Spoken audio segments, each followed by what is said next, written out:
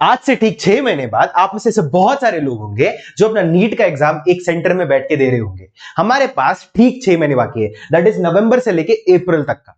अभी इसमें से तो आप 2 महीने निकाल दो, क्योंकि ये टाइम टेबल के हिसाब से जो मैं अभी आपको बताने वाला हूं, एक दिवाली कमबैक ऑफर देने वाला मैं आपको, जिससे कि आप ये दिवाली के समय में ये जो आपको जो टाइम मिल रहा है थोड़ा बहुत, उसमें आप अपने बैकलॉग सब क्लियर करके एकदम सिस्टमैटिक वे में पढ़ के आप अपने 700 प्लस का टारगेट आप पूरा कर सकते हो and you can literally go into God mode। तो ठीक है, so this is Jonathan Matthew and welcome to the amazing channel of NEET Marvels. And देखते हैं कि मैं आपके लिए क्या लेके आया हूं। तो मैं यहां पर पहले से मान के चल रहा हूं कि आपने लिटरली एकदम जीरो से शुरू कर रहे हो और आपको एकदम हीरो लेवल तक लेके जाना है। तो सबसे पहले आपके पास जो 6 महीने हैं उसको आपने तोड़ दिया 4 महीने और 2 महीनों में। तो इसमें आपने छोड़ दिया, तो ये 4 मंथ्स हो गया, ये 2 मंथ्स हो गया। जैसे कि मैंने बोला, आखिरी के 2 महीने को आपको काउंट ही नहीं करना है, क्योंकि इसमें आपको बस एक ही चीज करना है, वो है practice practice practice and practice. इसमें बस आपका मॉक टेस्ट में ही आपका पूरा टाइम जाना चाहिए। आपका ये जो 4 महीने है ना, ये बहुत ही ज्यादा क्रूशियल है, क्योंकि इसमें आप अपना पूरा सिलेबस कंप्लीट करने वाले हो।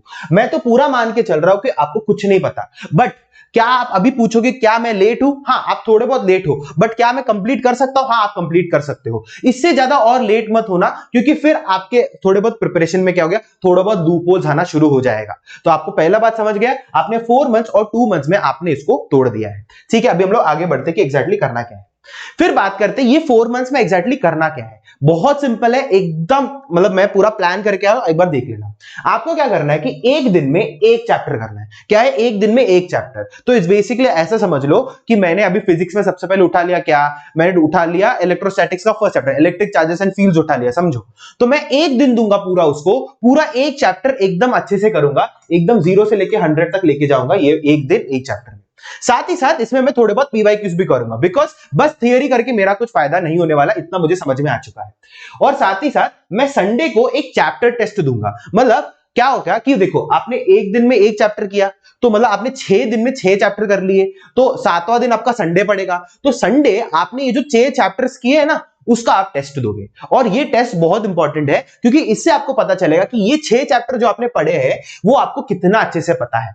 फिर आप जब नेक्स्ट टाइम पढ़ोगे तो आपको 12 चैप्टर का टेस्ट दे सकते हो ये संडे। तो आप ऐसे 12 बार आपका रिकर्सिवली आपका रिवीजन होते बैठ रहा है।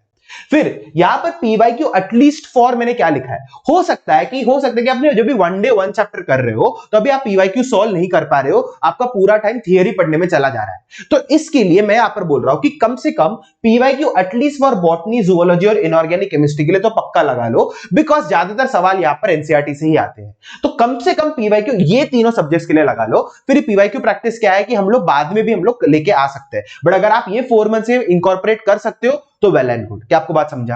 फिर बात करते हैं 2 मंथ्स के बारे में। 2 मंथ्स में जब आप पहुंचोगे, आखिरी के 2 महीने जो है, दैट इज मई से पहले जो आपका जो 2 महीने रहेंगे, उसमें आप क्या करोगे, हर संडे आप एक टेस्ट दोगे, बट वो आपका एक फुल सिलेबस टेस्ट होगा। वो बेसिकली आपका एक नीट का मॉक टेस्ट जैसा आपका एक पेपर होने वाला है। इसके बारे में हम लोग और डिटेल में बात करेंगे, टेंशन लेने की बात नहीं। आगे बढ़ते हैं।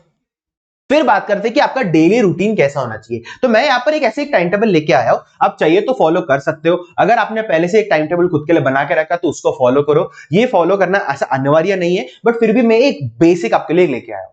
आपको कम से कम 13 से 14 घंटा एक दिन में पढ़ना पड़ेगा, ये तो एकदम मैंडेटरी है। इससे कम तो नहीं चलने वाला। आप इससे ज्यादा कर सकते हो तो वेल एंड गुड, बट देखो यार, बस 6 महीने बाकी है। अगर आपको अपने ड्रीम मेडिकल कॉलेज तक पहुंचना है, एक डॉक्टर का खिताब लेके आना है, तो यार इतना तो आपको पढ़ना पड़ेगा। इससे कम तो नहीं चलने वाला यार, तो ये तो आपको इतना करना ही पड़ेगा। फिर आपको क्या करना है, again complete 1 day 1 chapter 1 subject. तो एक सब्जेक्ट उठाओ, एक सब्जेक्ट दो और एक सब्जेक्ट में से एक चैप्टर उठाओ और उसको कंप्लीट करो।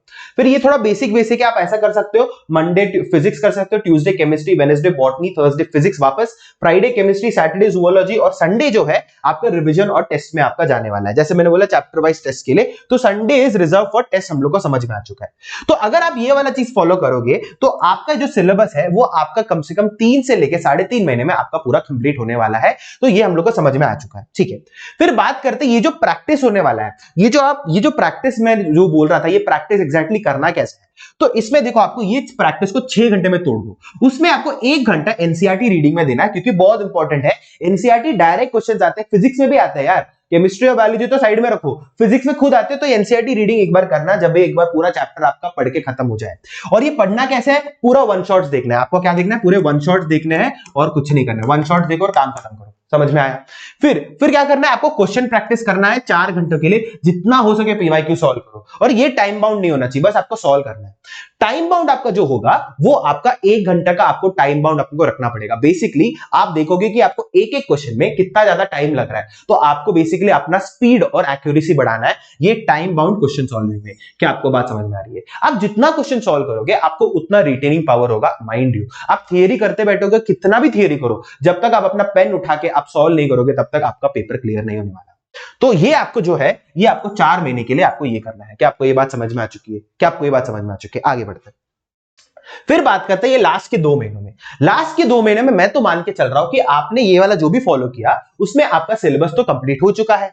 कंप्लीट होने के बाद आपको क्या करना है, आपको सेम रूटीन फॉलो करना है। प्लीज अपना रूटीन चेंज मत किए आप किए, क्योंकि आपका बॉडी का क्लॉक एडजस्ट हो चुका है, आपका बॉडी एकदम अडेप्ट हो चुका है। चेंज करने जाओगे तो पूरी वाट लग जाएगी।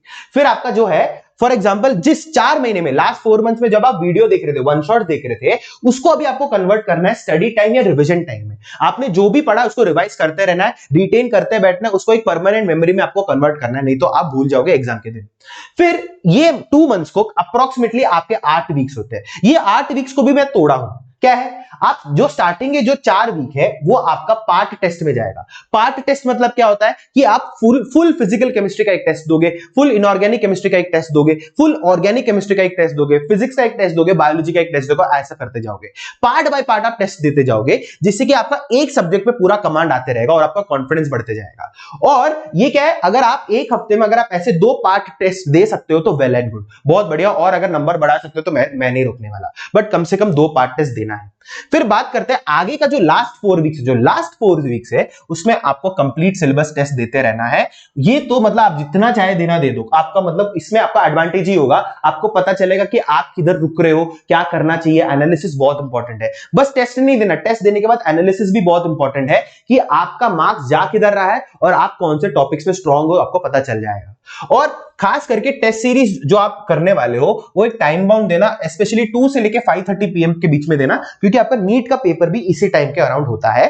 और तो आपका बॉडी क्या हो जाएगा, अडेप्ट हो जाएगा। उस टाइम आपको नींद भी नहीं आएगी और आपका बॉडी एकदम ऑप्टिमम लेवल पे काम करेगा 2 से लेके 5:30 PM तक, क्योंकि आपने आदत बना ली है वो टाइम पे दिमाग को चलाने के लिए। क्या आपको बात समझ में आ रही है? तो ये जो भी मैंने अभी बोला है इससे आपका एकदम बेहतरीन दिवाली कमबैक हो जाएगा, अगर मैं बोल सकता हूं।